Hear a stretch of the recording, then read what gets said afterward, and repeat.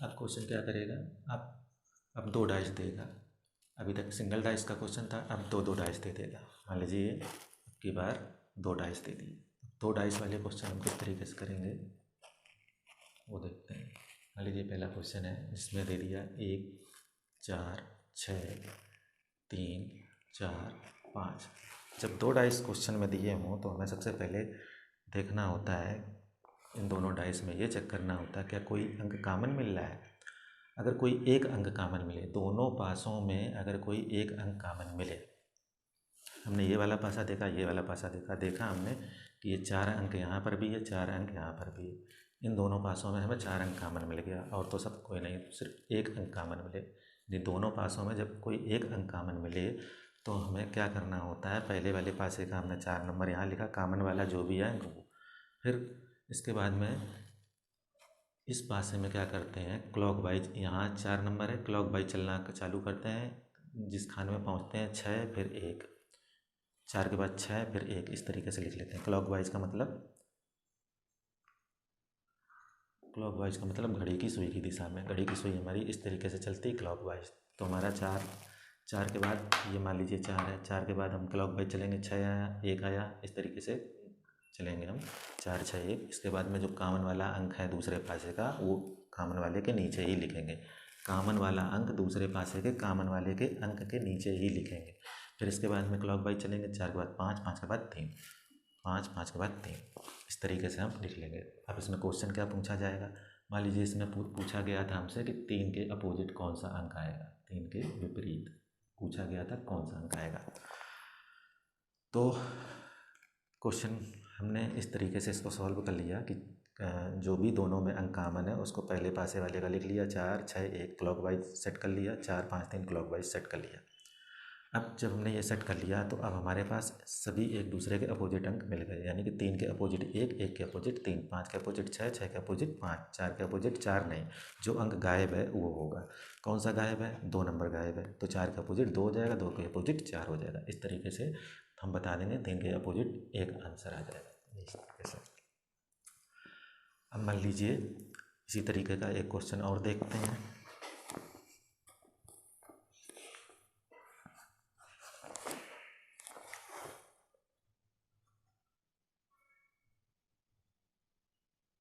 इसी तरीके का एक क्वेश्चन और देखते हैं। मान लीजिए लिखा है 2 3 5, हमें लिखा 3 1 4। ये क्वेश्चन, इसमें फिर से हमने देखा सेम टू सेम उसी तरीके का क्वेश्चन है जैसे पहले कर चुके हैं। इन दोनों पासों को हमने ध्यान से देखा तो हमें कोई एक अंक कॉमन मिला, 3 यहाँ 3 यहाँ, और तो कुछ नहीं मिला। 2 5 है, 3 है, 3 1 4, यानी 3 हमें कॉमन मिला। तो हम कैसे सॉल्व करेंगे, 3 पहले वाले पासे का 3 लिखेंगे, फिर क्लॉक वाइज चलेंगे, 3 5 2 5 2, फिर इसका 3 के नीचे 3 ही, 3 के बाद 1, 1 के बाद 4, क्लॉक वाइज इस तरीके से लिख लेंगे 1 4। अब हमसे कुछ भी पूछा जाए वो हम बता देंगे। मान लीजिए इसमें पूछा गया था कि 2 के अपोजिट कौन सा अंक आएगा, 2 के अपोजिट, तो 2 के अपोजिट 4 आएगा, 5 के अपोजिट 1 आएगा, 1 के अपोजिट 5, 3 के अपोजिट 3 नहीं, जो गायब है वो वाला गायब है हमारा 6, तो 3 के अपोजिट हमारा कौन सा आ जाएगा 6। इस तरीके से हम सॉल्व कर सकते हैं जब कोई पासे में एक अंक कॉमन हो। इसी तरीके से अब हम नेक्स्ट क्वेश्चन देखते हैं।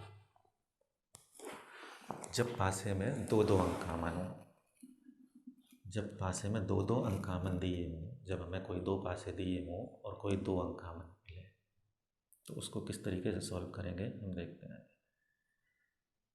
मान लीजिए लिखा हुआ है 2 3 6, दूसरे पासे में लिखा हुआ है 1 2 3। अब हमसे मान लीजिए इसमें पूछा गया है कि एक के अपोजिट,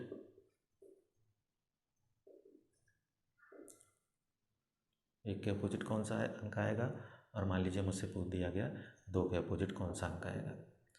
तो देखिए जब दो दो अंक कॉमन मिले, यहाँ भी 2 3 यहाँ भी 2 3, जब दो दो अंक कॉमन मिले तो हमें क्या करना होता है कि जो 2 3 है, 2 3 और एक हमारा जो कॉमन नहीं है वो अंक, जो कॉमन नहीं होता है, कॉमन नंबर के अलावा जो अंक बचा हुआ है वो तो एक दूसरे के अपोजिट हो जाते हैं, वो एक दूसरे के विपरीत हो जाते हैं। ये तो एक दूसरे के विपरीत हो जाते हैं। 6 के विपरीत 1 हो जाएगा, 1 के विपरीत 6 हो जाएगा, तो 6 के विपरीत क्या हो जाएगा 1 के विपरीत क्या हो जाएगा, 6 हो जाएगा। तो ये एक तो आंसर मिल गया। मान लीजिए अब 2 के अपोजिट पूछा गया, तो 2 के अपोजिट, 2 और 3 के अपोजिट वो अंक हो जाएंगे जो पासे में छिपे हुए हैं। इसके पीछे कौन कौन से छिपे हुए हैं, एक तो 4 छिपा हुआ है, दूसरा 5 छिपा हुआ है।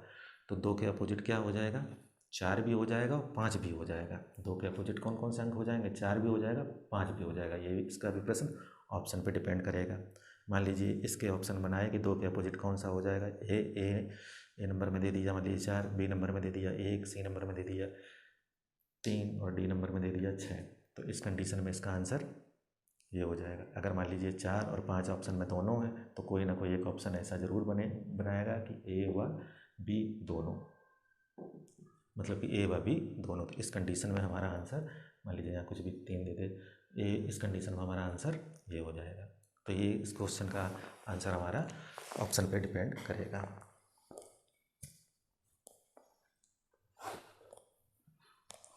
अब मान लीजिए फिर से 2 पासे दिए हुए हैं, पहले 1 अंक कॉमन मिला, फिर 2 अंक कॉमन मिले। अब की बार ऐसे पासे दिए हुए हैं कि इनमें कोई भी अंक कॉमन नहीं है। मान लीजिए 2, 4, 6, 1, 3, 5, 2 पासे दिए हुए हैं। अब की बार हमें कोई भी अंक कॉमन नहीं मिल रहा है दोनों पासों में। तो अब हम इस सवाल को कैसे सॉल्व करेंगे, तो बस वही तरीका पुराना वाला। तो हम फिर इसमें चेक करेंगे कि जनरल डाइस है या स्टैंडर्ड डाइस है। तो हमने देखा कि 4 2 6, 6 4 10, 6 2 8 मिल रहा है, 3 1 4, 5 3 8, 5 1 6 मिल रहा है। दोनों पासों में कहीं भी पड़ोसी सतह का योग 7 नहीं मिल रहा है। तो यानी कि पड़ोसी सतह का योग 7 नहीं है, तो फिर ये एक कौन सा डाइस हो गया, स्टैंडर्ड डाइस हो गया। जब ये एक स्टैंडर्ड डाइस हो गया तो मतलब इसका मतलब हुआ कि इसके अपोजिट सतह का योग 7 होता है। तो अब इसमें कोई भी हमसे क्वेश्चन पूछते हैं, मान लीजिए 6 के अपोजिट पूछ दिया, 6 के अपोजिट कौन सा क्वेश्चन, 6 के अपोजिट कौन सा अंक आएगा, या कुछ भी पूछते हैं 3 के अपोजिट कौन सा आएगा। तो क्योंकि स्टैंडर्ड डाइस में क्या होता है कि जो अपोजिट सतह होती हैं उनका अंक का योग कितना होता है, 7। तो 6 और 1 जब हम करेंगे तब 7 आएगा, यानी कि 6 के अपोजिट वाला अंक कौन होगा, 1 होगा। ये हमारा आंसर होगा, 6 के अपोजिट 1। इसी तरीके से 3 के अपोजिट कौन सा हो जाएगा, 4 हो जाएगा। 4 3 7 हो जाएगा, तो ये हमारा आंसर हो जाएगा। 3 के अपोजिट 4 और 6 के अपोजिट 1। अगर 2 के अपोजिट पूछे तो 2 के अपोजिट 5 हो जाएगा, क्योंकि 5 2 7 होगा। तो 2 के अपोजिट हमारा 5 आंसर आ जाएगा। इस तरीके से 2 डाइस वाले क्वेश्चन सॉल्व किए जाते हैं, जिसमें 1 अंक कॉमन हो, जिसमें 2 अंक कॉमन हो, जिसमें कोई भी अंक कॉमन ना मिले। इस तरीके से हम सॉल्व कर लेते हैं।